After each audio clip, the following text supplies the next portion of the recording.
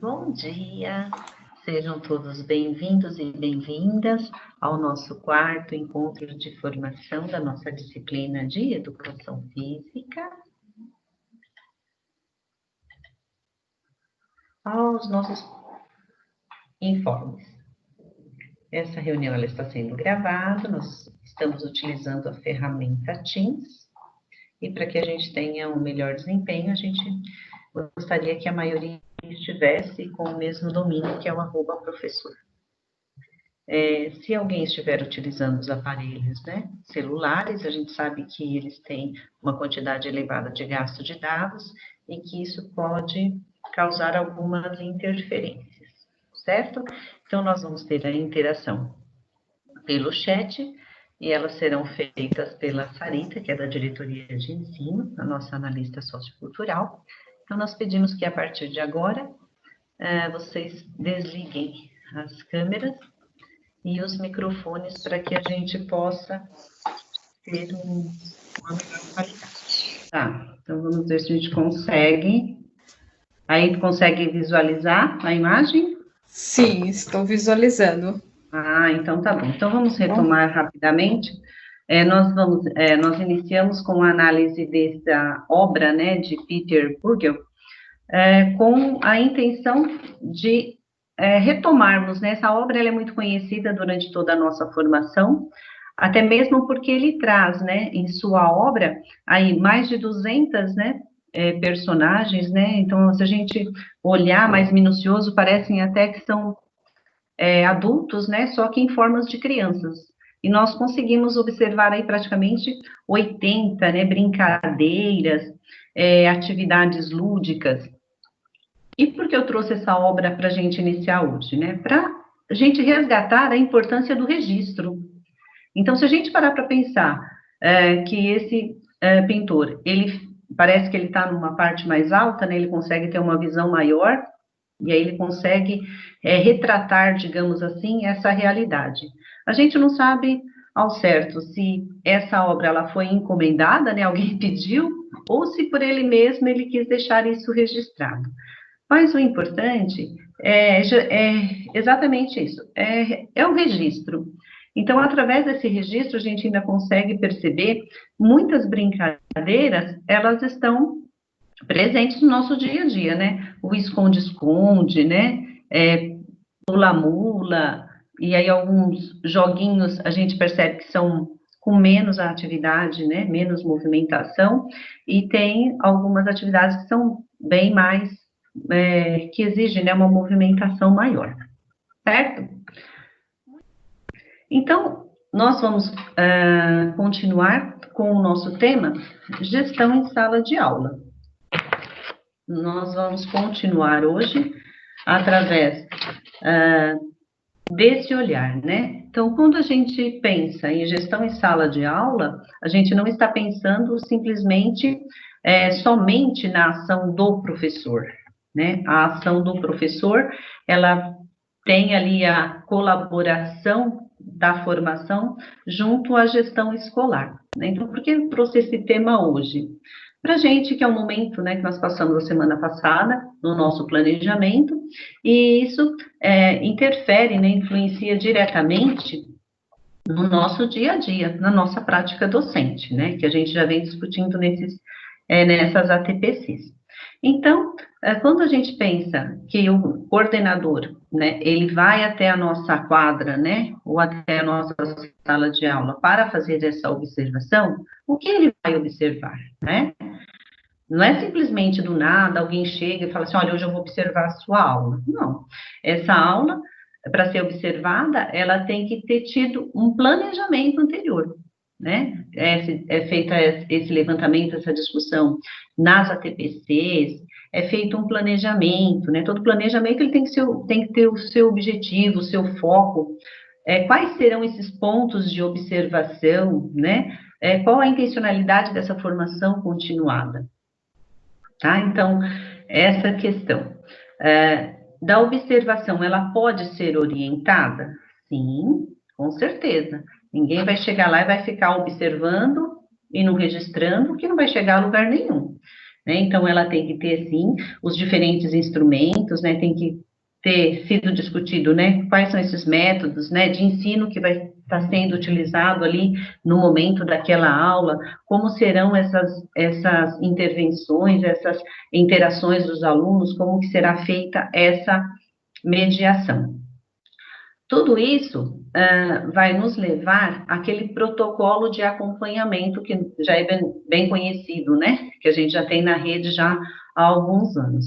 Esse protocolo de acompanhamento, ele não é fechado. Por isso que naquele momento em que a gente vai sentar e a gente vai fazer o planejamento, a gente vai redefinir aquele protocolo, o que vai realmente ser observado. Até mesmo porque observar não é uma tarefa simples, é uma tarefa muito complexa. Por isso que ela requer um bom planejamento, um bom roteiro de acompanhamento. Porque nesse momento que o coordenador ele vai estar observando, então vai ter que ter sido feito esse planejamento e esses combinados, né? Em que posição da sala que esse coordenador vai ficar? Geralmente eles não vão interferir, né? Durante a aula, ele vai estar lá apenas para observar, né? Os pontos positivos, eles vão registrar até mesmo uma conversa muito legal antes de a gente fazer uma observação da sala de aula, é a gente conversar previamente com o professor, né? Lá no momento do planejamento, qual é a visão que o professor tem daquela sala? Né? Como que o professor se vê diante daquele desafio daquela sala? Porque já traz subsídios para o coordenador pedagógico para ele conseguir fazer uma análise, né? E ter um foco mais direcionado em relação àquela aula que está sendo observada, tá? Então, quais são os tipos de registro? Ele vai lá e ele observa. Geralmente é o registro escrito, que a gente vai estar utilizando lá o protocolo de acompanhamento, é um registro escrito. Mas pode também ser o registro virtual, a gente pode fazer uma gravação, né? E aí eu digo assim, que esse registro, de uma certa forma, todos nós estamos fazendo, né? A partir do momento, mesmo sem talvez ter essa intencionalidade, mas nós estamos sendo expostos, né, em nossas aulas, até mesmo, né, para os pais. Então, esse mês, assim, foi bem nessa questão do registro, ficou bem aberto e bem claro. E por que é importante o registro? Porque a partir do registro é que o coordenador vai conseguir sentar junto ao professor, primeiramente, e poderem fazer uma análise. Porque se a gente precisa melhorar, né, a gente tem cada vez mais querer melhorar a nossa prática docente, a gente tem que perceber onde estão ali, né, as nossas fragilidades, onde estão as nossas potencialidades, né, em relação ao desafio dessa sala. Então, como que a gente vai conseguir ordenar tudo isso para que a gente tenha êxito nas nossas ações, né? E o registro, ele vai evidenciar a prática docente? Sim, geralmente o registro, ele tem que representar essa realidade, ele tem que ser o mais fiel possível, né? Por isso que é importante a relação de confiança, né? Quem vai observar a aula, se é o professor coordenador, se é um dos gestores, né? Essa relação de confiança é bem legal.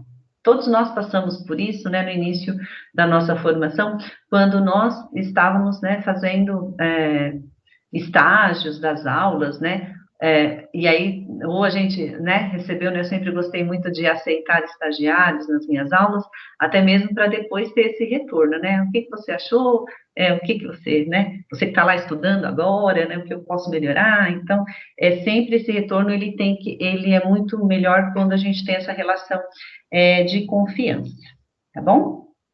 Então, nós vamos para relembrar, né, que esse acompanhamento, a gente vai estar trabalhando com 4 indicadores praticamente. Então, a gente tem lá os aspectos organizacionais, a gente tem os aspectos pedagógicos, a gente tem a relação professor e aluno, que a gente trabalhou um pouquinho já na segunda TPC, quando nós trabalhamos muito a questão da autoconfiança do aluno, né, da autonomia do aluno em relação a esse novo momento. E também a gente tem a avaliação de aprendizagem, que a gente também já trabalhou na terceira, né, a TPC, que a gente trabalhou bastante sobre essa questão de avaliação. Então, hoje a gente vai falar um pouquinho sobre o aspecto organizacional e pedagógico. Quando a gente fala em organização, a gente não tem como não remeter à questão do espaço físico, né? Então, a gente coloca aqui uma apresentação do espaço da sala de aula. Então, se a gente tem, eu coloquei duas imagens, né, para a gente esquentar aí um pouquinho. A gente tem uma sala de aula, que está ali uma carteira, né, atrás da outra, em fileiras, né, bonitinhas, e a gente tem uma outra na posição de U. Então, quando a gente chega num determinado ambiente, o que esse espaço físico traz para mim, né? Ele representa um espaço acolhedor, né? Como que estão esses espaços físicos, né? Eles estão bem ordenados? Esse ambiente, né, ele traz esse olhar, né, que está sendo, é um ambiente onde está tendo produção de conhecimento ali, de troca de conhecimento. O aluno, ele tem como demonstrar que ele tem autonomia? Ele representa que existem regras de condutas, né? E se esse ambiente físico, se ele não está de uma certa forma organizada, ele vai influenciar na aprendizagem? De alguma maneira, sim, porque até a gente conseguir, né, organizar para que eles se sintam confortáveis, né, vai interferir nesse tempo de aprendizagem também. Então, se a gente tem lá um ambiente, né, que está desorganizados, com as carteiras quebradas, estão amontoadas, estão fora do lugar, a luz está sem manutenção, falta limpeza. Então, quando a gente chega naquela sala de aula, o aluno, ele já sente que não está sendo muito bem acolhido, né? Já é uma coisa que parece que está sendo meio que desprezado, né? Não causa prazer, né? Causa um desprazer. E se a gente está num ambiente que está organizado, que está arrumado, que tem as carteiras, né, que demonstram que estão acolhentes, tem a lousa que tá, né, em manutenção, a gente tem cortina, não tem aquele problema todo de claridade, né, ou de vento nos alunos. Então, esse ambiente mais acolhedor, ele já vai favorecer para que o aluno, ele entre, né, num certo linha de prazer. Então, ele já vai para aquele local, né, sabendo que se está tudo organizadinho, se sair uma coisa fora do lugar, já sabe que vai ter que ir lá colocar. Então, aquelas regras de conduta, né? Então, a gente vai estar sempre primando por isso. E nós temos lá, no final, como que a gente gostaria que esse ambiente, né, fosse, né? Que ele demonstrasse exatamente isso, que seria a concepção da aprendizagem, que a gente chega, a gente consegue perceber que há exposição de trabalhos, que tem disposição de material didático, que o ambiente é um facilitador de participação. E aí? E agora, como que está essa questão da nossa organização no nosso espaço virtual, né? Como que a gente vai demonstrar que esse ambiente está acolhedor, como que estão esses aspectos visuais, se esse ambiente demonstra ser realmente que está sendo produtivo, né? Como que eu percebo nesse ambiente virtual que o meu aluno tem a sua autonomia, como que ele consegue demonstrar e eu consigo perceber que ele cumpre as regras de conduta, né? Então, aqui nós temos as nossas salas, os nossos ambientes virtuais que nós estamos utilizando junto às escolas, cada um tem escolhido qual é o melhor meio, né, para conseguir esse contato com o aluno. E no ambiente virtual não é diferente. Então, se a gente, de repente, entra lá num grupo, que seja simples, do WhatsApp, mas a gente percebe que as informações estão todas misturadas, né, que o professor, ele está ali na hora que ele bem quer. Então, que as comandas, elas se sobrepõem, que o aluno, ele não consegue se ordenar. Qual vai ser o comportamento dele? Ele vai demorar para conseguir se encontrar, para conseguir alinhar essa linha, né, de aprendizagem.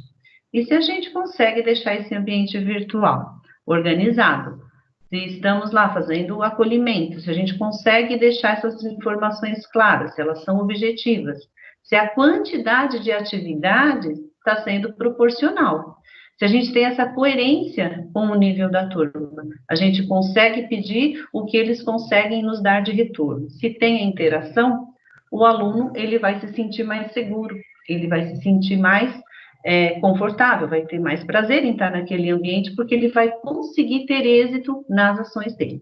Então, a gente vai perceber que esse ambiente, ele vai proporcionar a aprendizagem.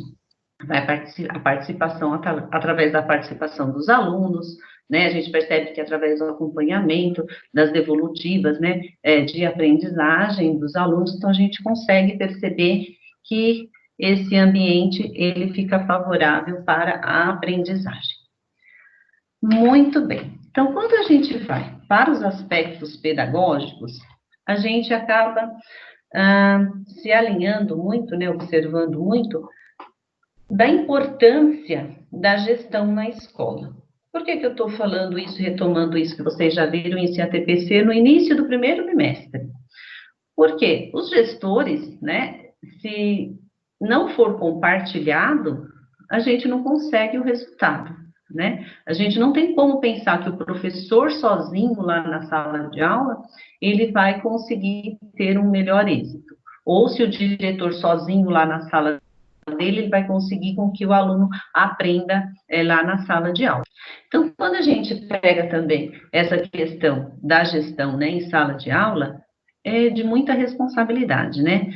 Só para a gente pensar, assim, em questão de aspecto pedagógico dentro da escola, pelo menos são uns 10 itens, né, que o diretor, os gestores ali estão cumprindo. Então, não é uma missão fácil, é bem difícil. Eu peguei apenas uma, né, coloquei até o destaque aqui, para a gente poder perceber qual que é a nossa importância, né, qual que é o valor da nossa parceria enquanto educador. Então, se nós temos lá, né, promover junto aos membros da equipe escolar momentos de reflexão e avaliação sobre os resultados obtidos após a intervenção pedagógica para a redefinição de metas. Lembra quando nós falamos lá da observação em sala de aula? Que a gente tem que ter essa relação de confiança, né? Então, a gente só vai conseguir caminhar pedagogicamente com a escola, né, alinhar o pedagógico da escola, se a gente tiver essa redefinição de metas, e para isso a gente precisa ter essa questão de parceria, de confiança, né, de trabalho pedagógico com os coordenadores pedagógicos e com os diretores, tá? E aí a gente tem a questão de procedimentos também, né, nós temos muitos procedimentos, eu vou apenas destacar. Nós temos uma lista de mais de 15 procedimentos, mas eu entendo que esse daqui é fundamental a participação do professor, que é buscar coletivamente soluções para os problemas pedagógicos da escola. Não tem como um gestor pensar sozinho e querer alinhar sozinho uma escola. Nós precisamos que essas soluções elas sejam partilhadas e compartilhadas. Então, aí está o fundamental papel, né, do nosso de professor, de conseguir fazer esses diagnósticos de aprendizagem dos alunos para que eles sejam bem reais, bem claros, para que a gente tenha uma maior assertividade em relação à aprendizagem do nosso aluno. E aí a gente tem as maneiras pelas quais nós podemos fazer isso, né? Se é um atendimento individualizado, né? Como que a gente vai fazer esse trabalho? A gente tem esses caminhos, né? Primeiramente, se a gente vai vamos pegar lá a nossa observação da nossa aula lá na quadra. Primeiro, o trabalho individualizado, o coordenador e eu, nós vamos sentar, nós vamos conversar. Quando eu tiver, né, pronta e estiver disposta a socializar, aí sim a gente pode fazer um trabalho, né, em grupo, né, e depois eu posso fazer um trabalho maior em conjunto com outras classes também, tá? Então, a gente percebe que são atividades que elas vêm nas etapas, né, elas podem ir numa crescente. Então, a observação de sala de aula, ela é um propósito para que a gente tenha o auxílio do professor nesse planejamento, né? Na gestão da sala de aula e nas estratégias de ensino e avaliação de aprendizagem. Então, se eu percebo que eu estou utilizando alguma estratégia e não estou tendo resultado, meu coordenador, né? Ele pode estar me auxiliando para que eu possa encontrar outras estratégias. É claro que a sala de aula, ela é o nosso foco, né? O nosso locus estratégico de observação é a sala de aula, né? Porque são esses dados, né, que vão surgindo, que vão me dando rumo, né, para eu ter uma formação continuada como professor. Certo? Muito bem. Mas aí a gente fica pensando em questão de professor, né? Eu, enquanto professora de educação física, né, o que eu ofereço para a formação, né? Se a gente tem aqui nessas ATPCs trabalhado que é muito importante esse momento de formação, mas a formação ela não é uma troca, né? Eu, eu tento fazer uma mediação do meu conhecimento, mas simplesmente, se uma pessoa simplesmente, né, que nem aquele professor que chega lá e começa a simplesmente definir conceitos, tal, só dá, e não tem um retorno, essa formação, ela vai chegar uma hora que ela vai se esvaziar, né? Então, a formação, ela é uma troca, a gente consegue caminhar a partir do momento que a gente entrega alguma coisa, mas a gente começa a receber algo de volta, né? E aí a gente tem uma tabela lá do primeiro bimestre que é muito bacana para a gente revisitar. A gente tem percebido que as nossas formações no centro de mídia, eles têm focado muito na questão do registro, do diário de bordo, de você ter as suas anotações para você poder revisitar, né? Então, hoje eu vou convidar vocês para a gente fazer esse momento, tá? Então, nós tivemos lá, nós temos os compromissos importantes de engajamento em um processo coletivo e colaborativo na formação continuada, que no caso, né, a nossa TPC, e a ideia é a seguinte, é quantificar cada item e depois qualificar, mas isso dentro é uma resposta pessoal, é muito minha. Clique errado. Então, nós vamos colocar o seguinte, vocês, né, vão analisando, aqui nós temos, né, são aqueles mesmos, aquela mesma tabelinha que vocês viram no início do primeiro bimestre, nas escolas de vocês, né, e que traz isso para a gente poder revisitar em outros momentos do ano, para a gente conseguir exercitar como que está essa nossa autopercepção, essa nossa autocompreensão, para a gente fortalecer e superar os nossos limites, né?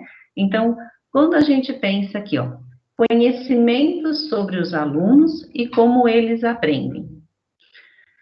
No início do primeiro trimestre, nós estávamos de frente, né, em contato com os nossos alunos.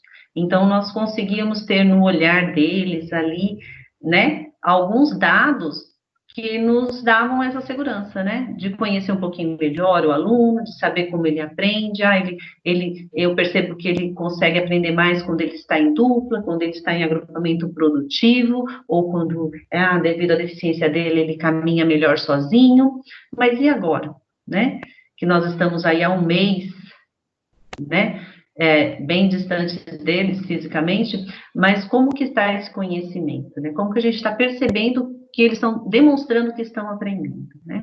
Então, aí a gente pode colocar de 1 a 5, como que estão esses nossos conhecimentos, tá? O conhecimento sobre os conteúdos e sobre como ensiná-los e avaliá-los. Aqui foi um momento que eu fiquei refletindo muito. Por quê? Os nossos conteúdos são práticos, né? Então, no momento em que a gente está ensinando, a gente está intervindo, a gente está avaliando, e essa prática demonstra muito aquilo que o aluno sabe, né? Mas e agora a distância, né? Como que isso, assim, tem me feito muitas grandes reflexões, né? Vamos colocar lá, de 1 a 5, como que estão esses conhecimentos. O conhecimento sobre o conteúdo escolar e a comunidade. Como que está esse contexto da minha comunidade escolar? Eu estou acompanhando, eu estou tendo esse conhecimento. E aí, o meu compromisso, né? Compromisso com o meu próprio desenvolvimento. Esse mês foi bem desafiador, né? O compromisso com o desenvolvimento do grupo e a sua consolidação. E aí o meu compromisso com a consolidação da TPC como espaço de formação, né? É muito importante a gente, vocês estão tendo as ATPCs também nas escolas, e algo que eu percebo, né, que eu gosto de destacar, que eu acredito que fortaleceu muito, foram os grupos de WhatsApp da escola, porque a gente percebe que tem tido grande participação, grande formação, tá? Então, como que está essa minha disponibilidade em compartilhar? Quando a gente pensa em disponibilidade, é algo, por isso que a gente fala, né, que essa reflexão ela é muito pessoal. É o quanto eu quero me mostrar, né, me disponibilizar, né? Então, isso é muito pessoal. A gente percebe que tem muita resistência. Por quê? Porque a gente sempre passa pela questão da crítica, né? O que o outro vai falar, o que o outro vai pensar. Então, todos esses itens aqui, quando a gente coloca disponibilidade, a gente só consegue disponibilizar, compartilhar no grupo que a gente tem segurança, no grupo que a gente confia, né? Então, é muito mais para a nossa formação profissional, para a nossa formação, né, para a nossa prática docente, é muito, muito importante, né? A gente disponibilizar, a gente poder compartilhar os meus planejamentos, como eu penso, né, em ordenar, como que eu vou trabalhar, né, compartilhar as aulas, né, o meu plano de aula eu tenho feito dessa forma, compartilhar as estratégias, os instrumentos de avaliação, é muito importante, né? Hoje mesmo, né, na TPC, quando estavam, eu achei muito bacana, porque elas tiveram tempo de fazer uma reflexão mais profunda sobre o roteiro de estudo, né? Então, isso eu achei muito importante, porque isso vai dando uma segurança maior para o professor ordenar esse roteiro de estudo para depois ele conseguir compartilhar, né? Conseguir consolidar de verdade onde ele quer chegar.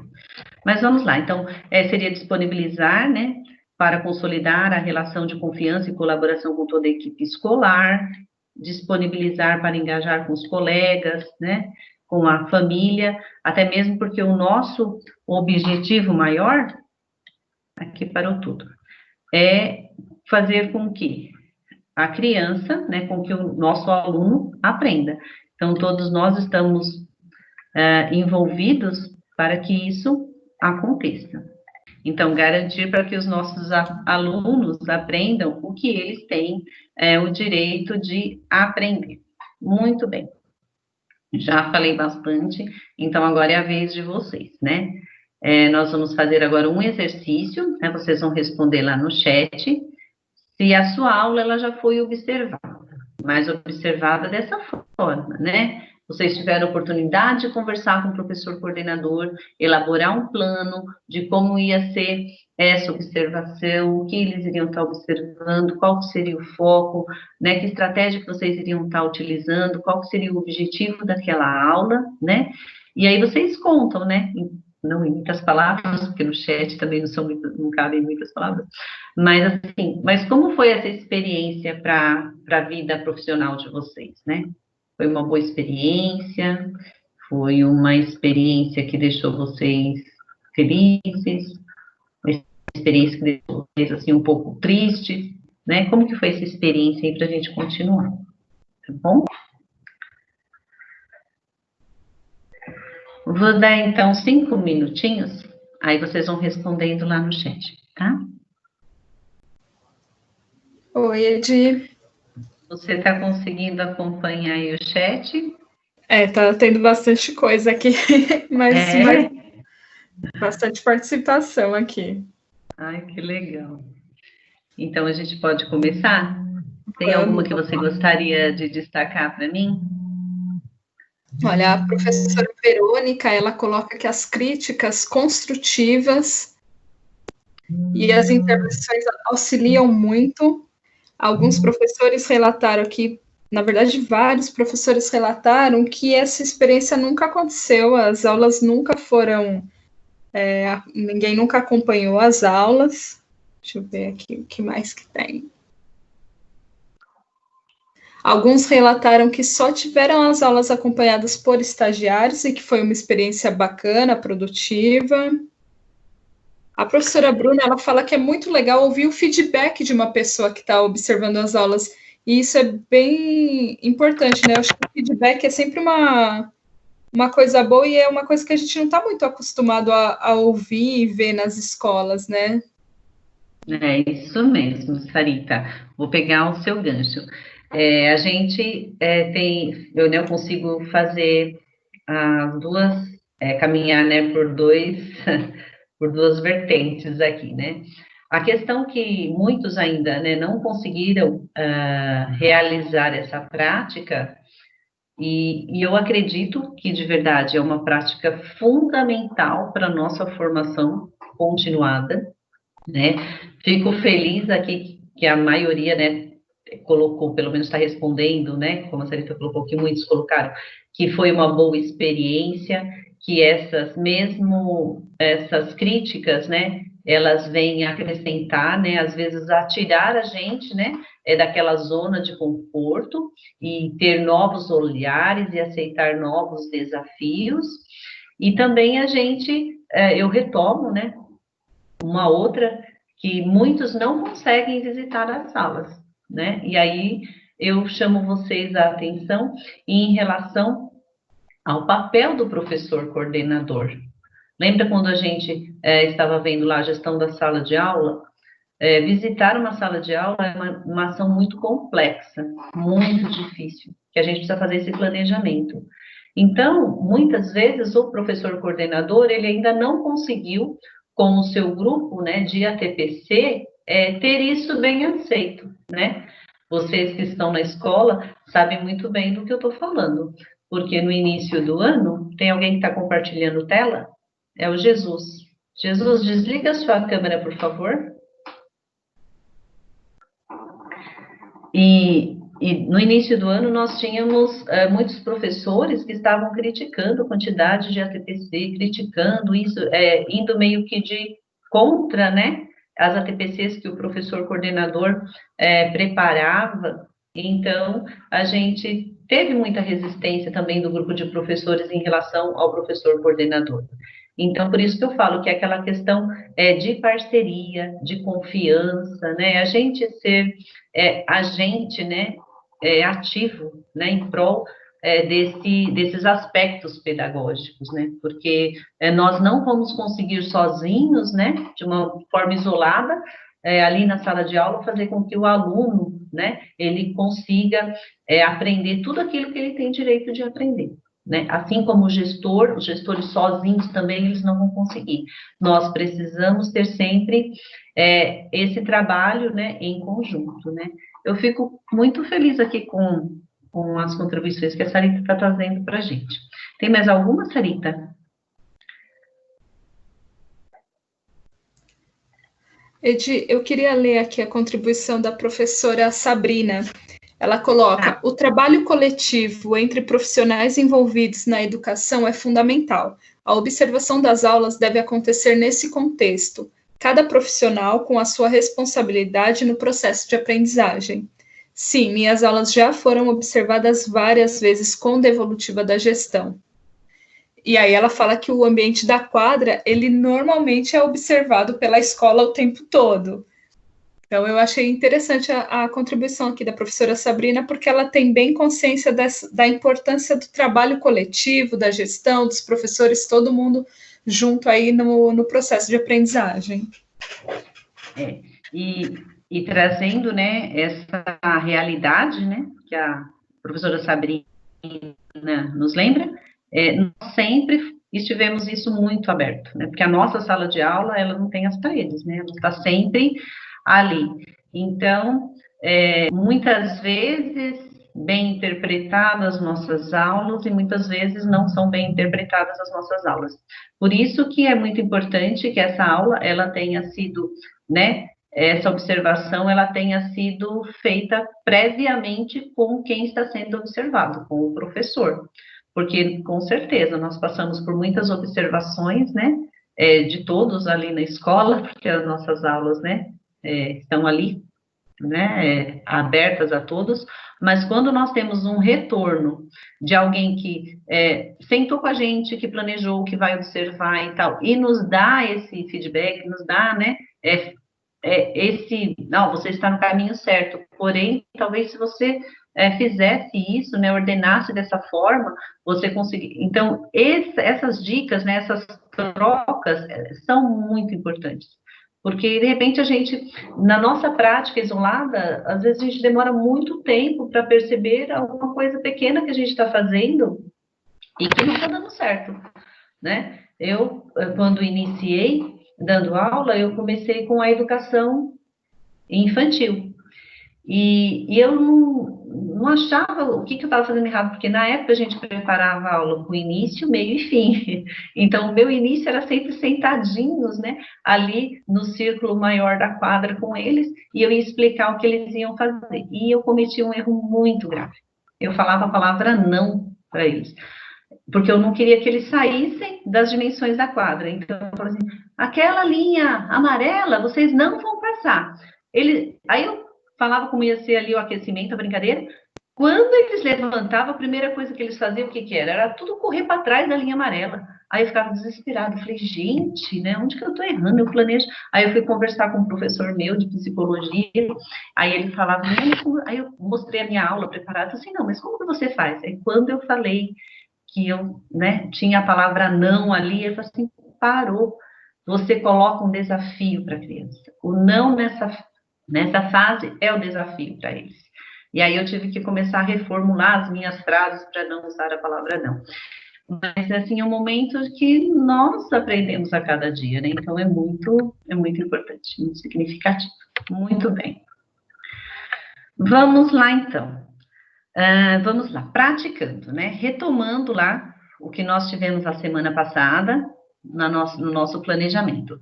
Então, nós tivemos, né? Ficou bem claro o papel do professor, que é preparar e enviar as atividades, o roteiro de estudo, né? E materiais de apoio para os estudantes, que hoje, quem ainda não conseguiu assistir a ATPC do Centro de Mídias, depois, quando estiver gravado, vão lá. Eles passaram, né, mais detalhado como trabalhar o roteiro de estudo, é bem legal. A importância de estabelecer a rotina. E nós tivemos lá, né, dar a devolutiva sobre as atividades para os estudantes, né, para eles poderem entender onde que eles precisam, né, começar a melhorar, e aí caminhar cada um dentro do seu nível de aprendizagem, né, pelo menos uma vez na semana, que é para o aluno não se sentir, né, então a gente tem que criar essa rotina, né, até mesmo para eles não sentir que eles estão sozinhos lá. O horário das aulas que a gente tem atribuído para a gente cumprir essa carga horária, né, exatamente essa carga horária com as nossas turmas no centro de mídias, com os canais que as escolas conseguiram, né, em contato com o estudante. E aí a gente tem tirar as dúvidas e fazer as explicações que somente nós que estamos ali com os alunos, né, conseguimos, certo? E por que eu trago esse papel do professor para vocês? Que é justamente esse momento que nós estamos agora, né? O início do segundo bimestre, muitas expectativas, né? Então, como que a gente já está conseguindo ordenar? Eu entendo que a semana passada, com as escolas, né, vocês conseguiram alinhar essas ações, né? A gente tem percebido que nesses 2 dias, né, a gente já percebeu que já estão mais seguros em alguns grupos, né, desenvolvendo essas ações, isso é muito bom. E aí, então, eu peguei, praticando, né, eu tinha que tentar um desafio para mim mesma. Aí eu pensei, falei, vamos pegar um tema de segundo bimestre, do 3º ano, né, que traga um tema que a gente possa trabalhar em outros anos. Tá? Então, a atividade é a seguinte, vamos relembrar? Eu vou ler tudo que é para contextualizar, porque nem todos têm o 3º ano do ensino médio, tá? Então, ao longo de sua vida, você já pôde ter conhecimento sobre os elementos do hip hop. Agora é o momento de analisar seus movimentos característicos e relacioná-los à expressão sociocultural. Para isso, sugerimos a leitura do texto, Pós-modernidade e representatividade. O hip hop como expressão sociocultural das periferias. E aí tem a fonte de onde foi retirado o texto. Então, após a leitura, destaque a principal ideia do artigo. Em seguida, elabore um texto que tenha como objetivo principal discutir como os movimentos do hip hop influenciaram a expressão sociocultural desse grupo. Outros textos poderão ser utilizados para formular sua resposta. Entregue a produção para o seu professor, sua professora, e discuta com a turma sobre as principais influências do movimento hip hop. Muito bem. Quando me deparei, falei, bom, então a gente pede, está lá no caderno do aluno, o aluno pode pegar o texto, a maioria talvez tenha apenas um celular, né? A gente vai imaginar que ele vai ler o texto pelo celular. E aí a gente vai ter o texto. Um texto cheio de detalhes, né? Muito rico, porque ele traz a parte histórica, né? A importância das vertentes. Então, é um texto que para eles talvez não tenha muita novidade, que a gente pensa que acabou o texto, né? Mas ainda não. Agora, imagina para o aluno que está fazendo essa leitura em um celular. Aí, finalmente, a gente vai ter as considerações finais e as referências bibliográficas. E aí? O aluno irá ler esse texto? Fiquei pensando, né? Se ele tiver um computador, acesso ao computador, talvez ele faça a leitura desse texto. Se ele tiver uma ajuda de alguém, talvez ele faça a leitura. E se esse texto talvez estiver impresso, talvez ele leia. A gente sabe a dificuldade que é para o aluno fazer a leitura e muito mais para começar a produzir. A dificuldade que eles têm em escrever, né? Em se acalmar para ordenar os pensamentos para começar a escrever. Então, aí vai a sugestão, né? O que eu pensei em antecipar o conhecimento do hip hop, né? De uma maneira prazerosa. Então, agora, a gente colocaria no nosso espaço para eles, né? Seja bem-vindos, né? A nossa atividade de hoje está voltada ao movimento hip hop. E vocês terão como material de apoio um vídeo, além do caderno do aluno. Agora eu vou passar para vocês, aqui, vou compartilhar um vídeo, que eu espero que a gente consiga nessa lista. E aí, galera, tudo certo com vocês? Bom, no vídeo de hoje, vamos falar um pouco sobre a origem do hip hop.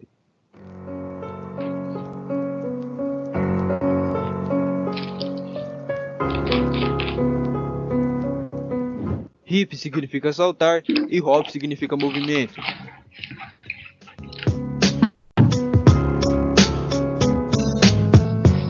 O hip hop surgiu em meados da década de 70 no Bronx, em Nova York, em meio dos subúrbios de afro-americanos, latinos, entre outros. Esse subúrbio sofria diversos problemas de ordem social, como exemplo, pobreza, educação, tráfico de drogas, violência, racismo, entre outros. Os jovens não encontravam nas ruas um espaço de lazer, então geralmente entravam num sistema de gangues, as quais se enfrentavam de maneira violenta na luta pelo domínio territorial.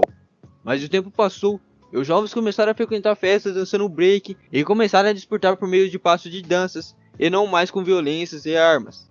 A ideia básica do hip hop era, e ainda é, haver uma disputa com criatividade, sem armas e sem violência, uma batalha de diferentes estilos, transformando a violência insensata em energia positiva.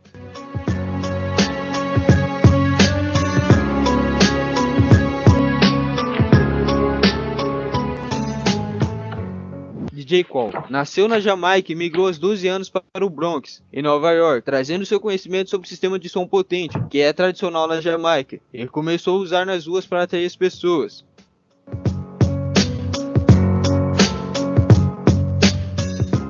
DJ Afrika Bambaataa, ex-líder de gangue Black Spirits. Sua ideia era transformar o negativismo das gangues em energia positiva, pois perdeu seu melhor amigo em um conflito de gangue, no tempo em que fazia parte de uma.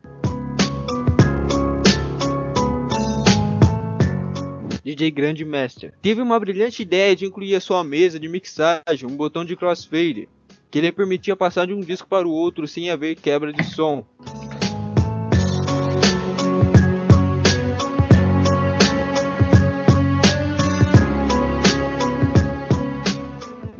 Música, que no caso é o rap, que é um discurso rítmico com poesias, como exemplo o Nego Drama.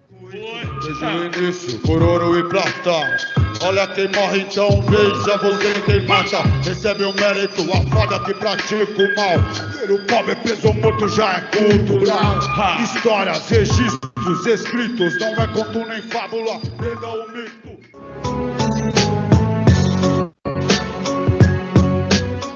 Dança, que no caso é uma arte corporal da cultura do hip hop, e temos break.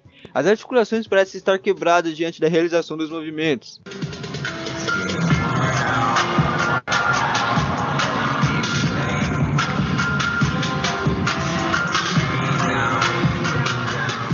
Popping, as articulações parecem estar saltando diante da realização dos movimentos.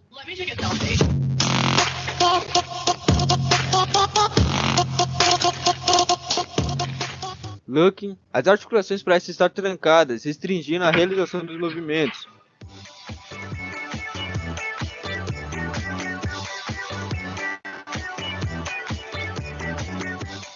Freestyle, que diante da apresentação dos movimentos ocorre a improvisação, que é semelhante à coreografia.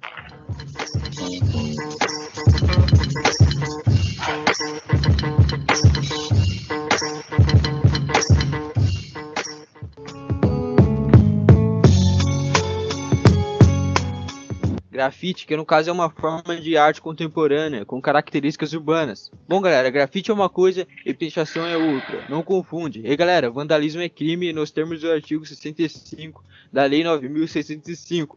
E pode pegar uma detenção de 3 meses a 1 ano de cadeia, e ainda por cima levar uma multa. Bom galera, o hip hop é como um grito dos excluídos na frente dos problemas sociais. Muito bem, consegui chegar à tela que eu preciso. Ok. Então,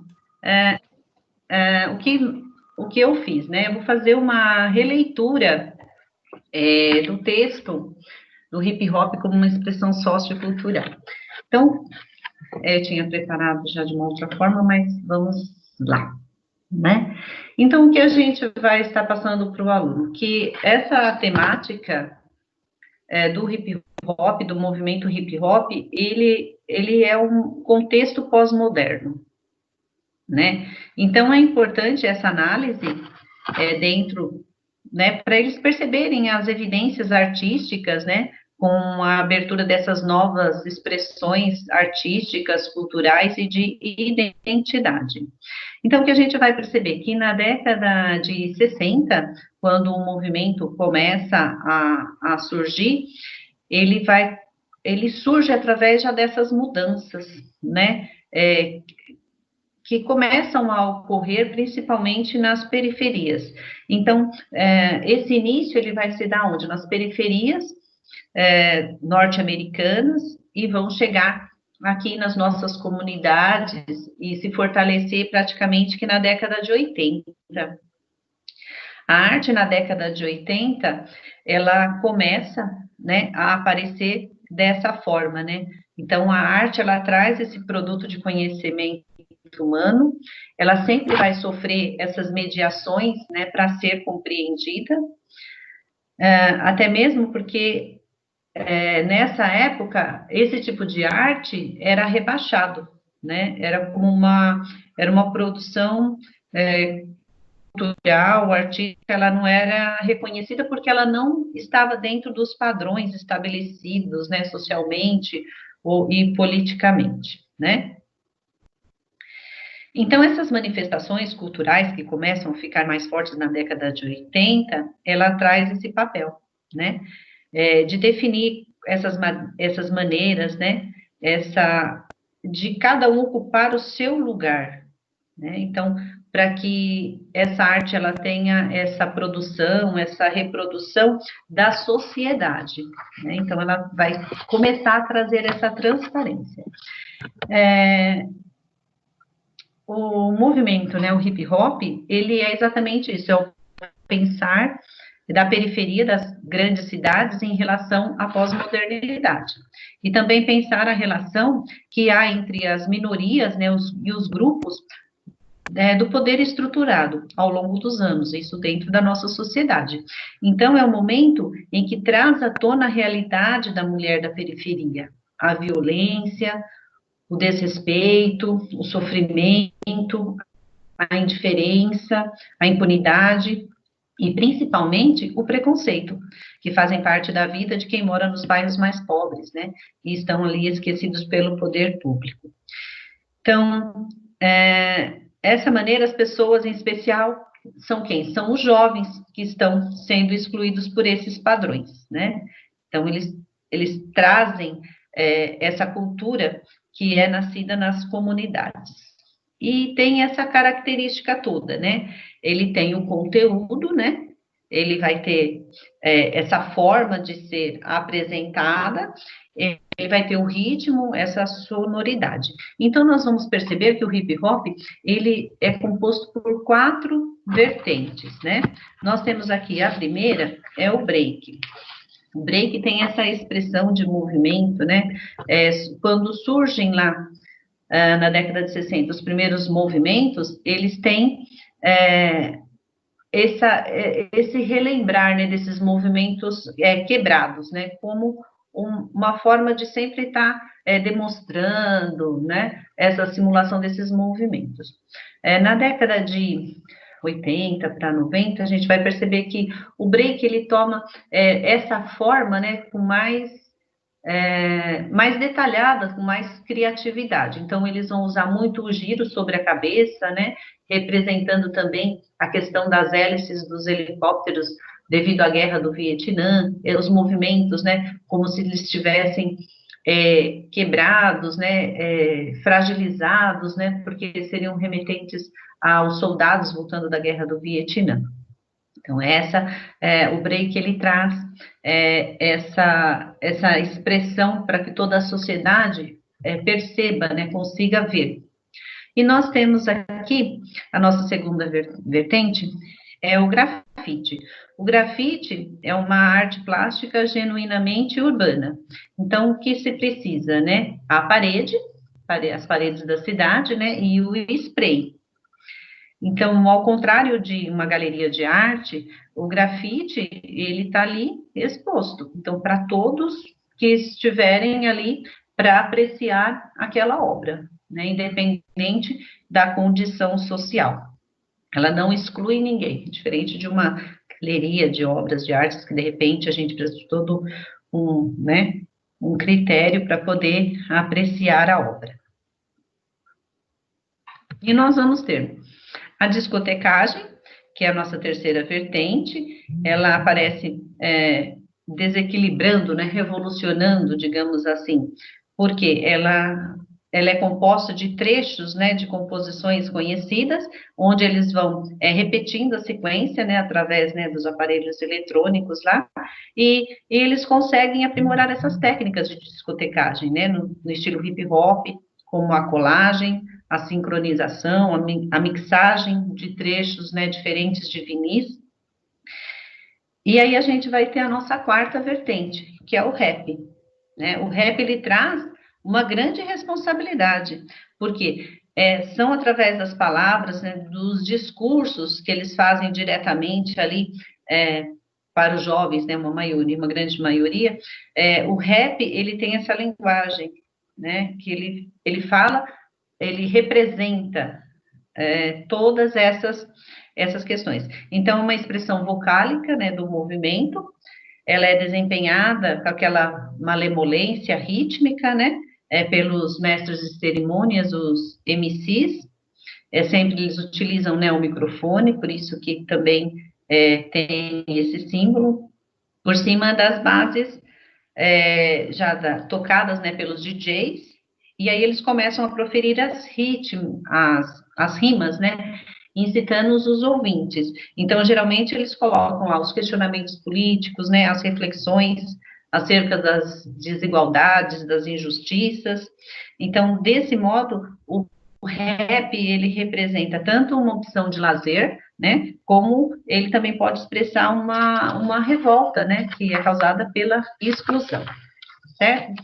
Então, para finalizar, até aqui a gente compreende o quê? Que os aspectos, né, pós-modernidade, dentro dessa perspectiva sociocultural, no que diz respeito ao estudo desses grupos, né, que era uma minoria, eles ocupam o cenário das periferias das grandes cidades. Então, percebe-se que esses grupos, constituídos essencialmente por negros, pobres e marginalizados, são vítimas até hoje do sistema excludente da sociedade. E são produtores de cultura, de música e de arte como qualquer outro. E eles expressam conforme a necessidade de se sentirem ouvidos, né? E aí a gente vai convidar o aluno. Por quê? Dentro da vida, né, assim, da maioria dos nossos alunos, o hip hop, ele é muito forte. Todos eles praticamente, né, conhecem um pouco do histórico, né, e se identificam com essas questões. Então, o que eu coloquei aqui, né, para a gente socializar. Primeiro seria no grupo do WhatsApp, a gente iria iniciar com opinião sobre o hip hop. Por quê? Quando a gente pede a opinião, fica mais fácil para o aluno iniciar uma escrita, porque ele vai estar falando algo que ele tem conhecimento, que ele tem propriedade, é a opinião dele, né? E aí depois a gente coloca para ele, né, colocar umas palavras-chave do hip hop que ele destacaria para a turma. E aí no grupo a gente pode iniciar ali uma conversa, onde ele começa a ordenar os pensamentos dele, né? E aí sim a gente então iria pedir para ele elaborar um texto, né? Aí sim, com as condições que estão lá no caderno dele, né? Que ele tem como objetivo principal discutir os movimentos do hip hop influenciaram a expressão sociocultural. E aí eles vão encaminhar para o professor, né? A gente colocou dessa forma, com o objetivo, aí colocando para eles, né, que eles estariam colocando no grupo do WhatsApp e a gente já estaria inserindo a rotina, né, de segunda a sexta-feira, das 8 às 17, ou no horário das aulas dele, que é para eles começarem a terem segurança do que eles têm para fazer, no momento que eles têm para fazer, mas de uma forma mais segura através da rotina. Disponibilizar, talvez, dessa forma, um vídeo, né? A gente sabe que para eles, até eu fiquei pensando muito nisso, um vídeo com 5 minutos, para eles, às vezes é um tempo enorme, a gente sabe disso. Mas incentivar um terceiro ano, né? Um jovem de terceiro ano a escrever não é fácil, né? Porque eles já têm toda essa questão, né? Que eu estou no último ano, e agora, tudo isso tinha que acontecer agora no meu terceiro ano, né? E muitos estão ali preocupados, né? Do que eu vou fazer. Então, enquanto professor de educação física, a gente conseguir promover que ele comece a escrever, mesmo que não saia um texto, né? Que a gente acredita que muitos, a maioria de terceiro ano, já fazem produções riquíssimas, belíssimas, mas talvez trazer o tema que eles possam ter mais, né, vontade de escrever. Então, isso pode se tornar muito prazeroso. Tá? Então, essa foi a sugestão, para que a gente possa continuar aí pensando, né, maneira como a gente possa estar atingindo os nossos alunos de uma maneira mais eficaz, tá bom? Dúvidas? Os professores que já trabalharam esse tema, né, com os terceiros anos do ano passado, como que foi, se puderem, né, colaborar ou falar, né, nossa, Ednei, essa sua sugestão não vai dar certo de maneira alguma, né? Aí para que eu possa me alinhar também e começar a pensar um pouquinho mais dentro de uma realidade mais próxima de vocês, né? Porque fazem 17 anos que eu não dou aula para terceiro ano do ensino médio. Então, estou bem desatualizada. Edneia, aqui no chat, os professores estão comentando que trabalhar com hip hop é muito legal, enfim, estão fazendo vários elogios. E aí tem um professor aqui que ele fala que desenvolveu o projeto no presencial e os alunos se envolveram bastante, foi muito bom, o resultado foi bem positivo. Ai, que legal, né, Sarita? É um tema que, assim, na minha época, né, eu não consegui trabalhar diretamente com esse tema com os alunos, mas eu já percebia a vontade que os alunos tinham de poder se expressar, né, de poder utilizar os movimentos, né, até mesmo do break, né, ali, né, no contexto todo, até mesmo do rap. Então, eu entendo que atualmente deve ser uma participação muito grande, até mesmo porque esse tema do hip hop, ele vem, né, ele aparece, acho que é no 6º, no 7º ano, aparece também como uma questão de atividades rítmicas lá nos anos iniciais. Então, é um tema muito próximo dos alunos, né? Então, deve ser um tema muito gostoso para a gente poder trabalhar com eles. Sim, com certeza. E eu acho até que é um tema que depois dá para, até na sala de aula, conversar com os alunos, ver outros ritmos, né?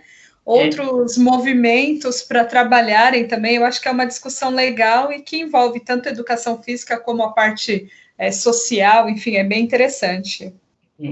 E aproveitar esse segundo bimestre, né? Porque em arte também eles têm o conteúdo de dança, se eu não me engano. Então, a gente consegue trazer de uma forma mais ampla, até mesmo, de repente, essa discussão, né?